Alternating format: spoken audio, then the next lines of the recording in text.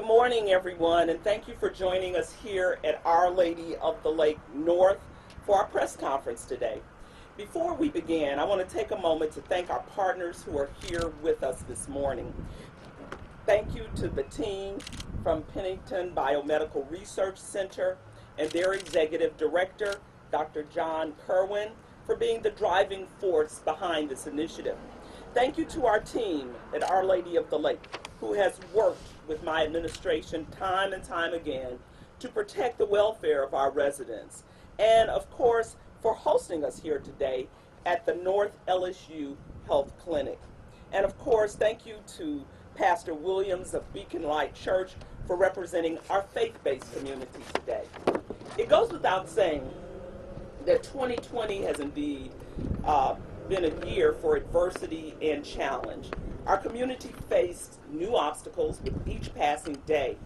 But despite these challenges, we saw our community come together to meet the needs of our residents. Our nonprofits, our houses of worship, our medical professionals, our businesses, and our government rose to the occasion to serve our residents to the best of our ability. In the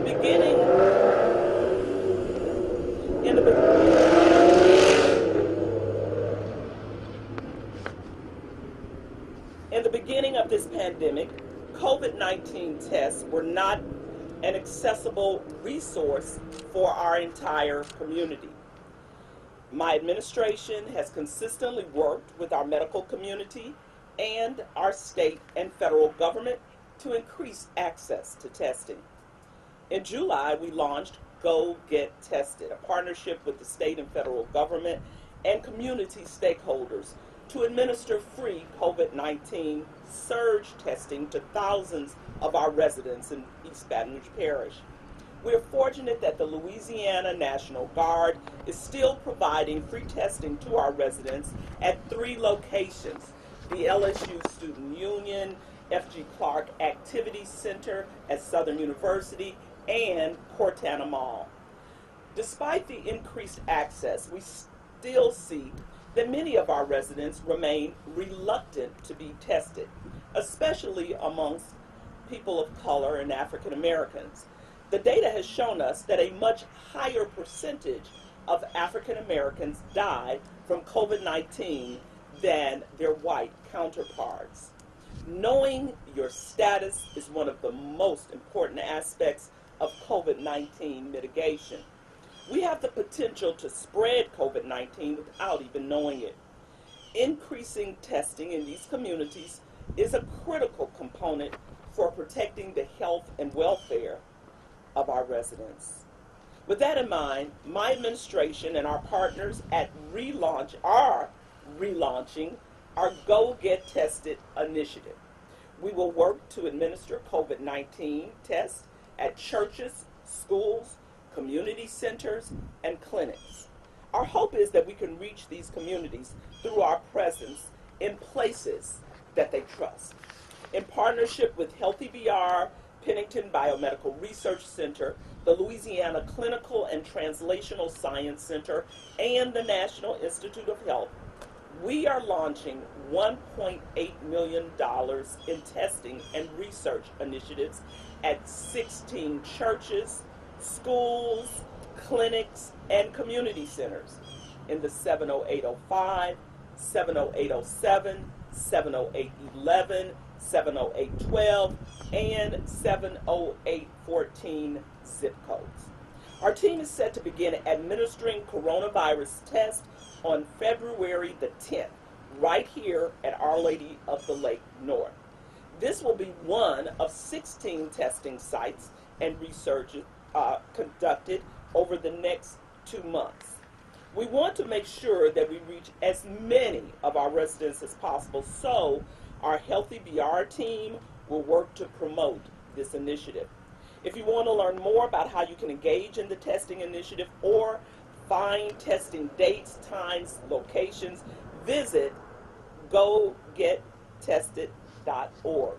That's how we spell go in South Louisiana. G-E-A-U-X. gettested.org. It is our hope that this study will allow our medical community to have a better understanding about how best to engage the African American community around COVID-19 testing and eventually the coronavirus vaccine. Before I hand it over to Dr. Kerwin to discuss the study, I want to thank all of our partners who have worked to make this effort possible. Thank you to East Baton Rouge Parish School System, Councilwoman Erica Green, Councilwoman Shauna Banks, the Jewel Newman Center, Charles R. Kelly Center, and S.E. Mackey Community Centers, BREC, Louisiana Leadership Institute, East Baton Rouge Parish Library System, LSU Health, Baton Rouge North Clinic, the Beacon Light Baptist Church, Mount Pilgrim Baptist Church, Living Faith Christian Center, and United Christian Faith Ministries. Now I'll ask Dr. John Kerwin of Pennington Biomedical Center, the executive director there, to come make his remarks. Thank you.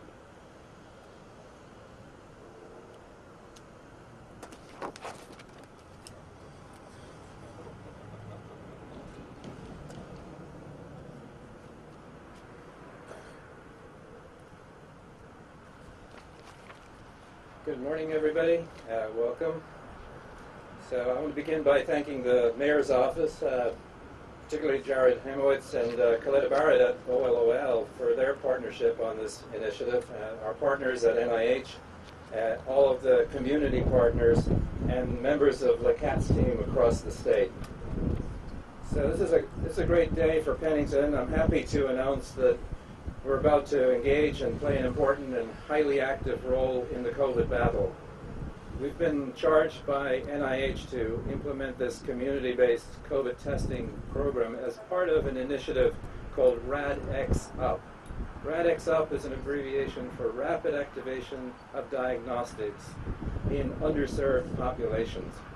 It is part of the somewhat maligned Operation Warp Speed, which was the major initiative that was launched to quickly respond to the COVID pandemic. RADx-UP will focus primarily on these underserved communities to ensure that we identify the barriers to testing that have been reported widely in the press. We also need to understand the right structures that will work for these communities, places that they will go to and preferentially take up the testing opportunities that are provided to them. We also envision that this is a project that will provide the infrastructure for the next phase of COVID initiative, which will be vaccinations. And so we hope to establish the infrastructure that will allow that operation to work successfully. One of the unique aspects of this particular program is that we will be using saliva samples to test for COVID, as opposed to the NG swabs that people have been typically using up to now. This is a test that was developed by scientists at Pennington. It's been validated. It is as accurate and as sensitive as the swabs, but a little less invasive, a little easier to administer, and a little easier for people to take. The project that we have been funded by from NIH has a very long name: Transforming Community Engagement to Increase SARS-CoV-2 Testing in Underserved Populations in Baton Rouge. But as always, our folks came up with a very clever acronym, and so we have abbreviated this to Test Up Baton Rouge. I look forward to working with the Mayor's Healthy Initiative and other community leaders to execute the project. This is a project that's an important milestone for Pennington's history, too.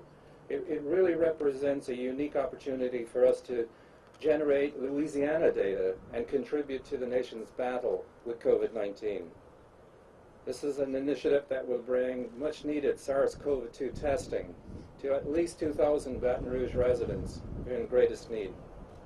The RADx-UP project is one of our institution's highest priorities for the next several months. Some of us will have the privilege of being hands-on, but we all have the opportunity to support the study and each other and to serve our community in a way that uses Pennington's unique expertise and strengths.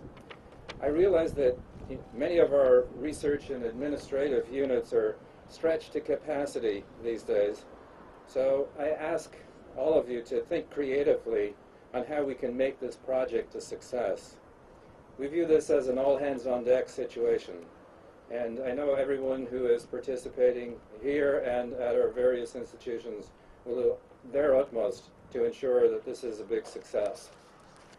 I'd like to conclude by thanking you all for your ongoing commitment to Pennington Biomedical and for helping to get the message out so that we can ensure a healthy future for the citizens of our community and our state.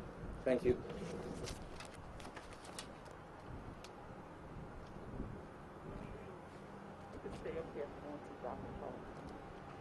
Now I'd like to bring up Pastor Eric Williams of Beacon Light Baptist Church.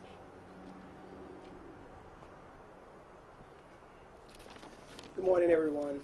Thank you, Mayor Broome, and to the Pennington Research Group. As we all collaborate together to keep our city safe and moving forward, COVID testing is so vitally important to our safety as well as COVID-19 vaccine. Because of social media, live streaming, the faith-based community is mobile. And not just mobile, in many cases has multiplied in our viewing audience. We must continue to urge individuals to get tested. We must all do our part as we still are in the fight of this pandemic. It is critical for our community members and other organizations to work together, such as the Mayor's Office, the Pennington Research Group.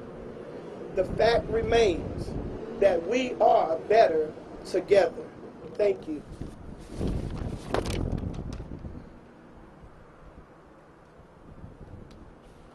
Thank you, Dr. Kerwin, and thank you, Pastor Williams. Now we'll take any questions that you might have. Are these tests going to be free for the community? Yes, these tests will be free for the community. Yes. Can you explain the location that you chose and why? Her question is around the locations. Well, of course, you know, when we first started this journey of battling COVID-19, one of the main areas of focus that was illuminated was the fact that there were some gaps in terms of access to testing in underserved communities. So what you see now is a broad-based impact.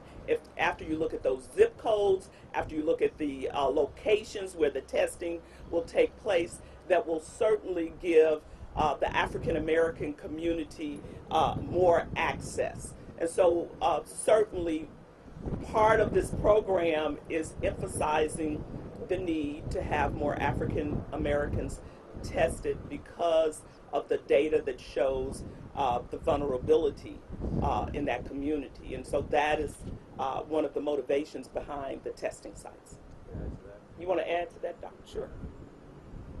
Yeah, that's a good question. Actually, that's the primary question that we're addressing in the study itself. It is a research study. So we engaged community members to help to identify the best locations. We have community advisory boards that are part of this work, and we've engaged with, obviously, the Mayor's Healthy Initiative program, which has deep knowledge of the needs within the community. So between all of that, we were able to piece together the specific sites and locations. But the question that we're asking is, okay, we think those are the best sites, but of those, which are the best?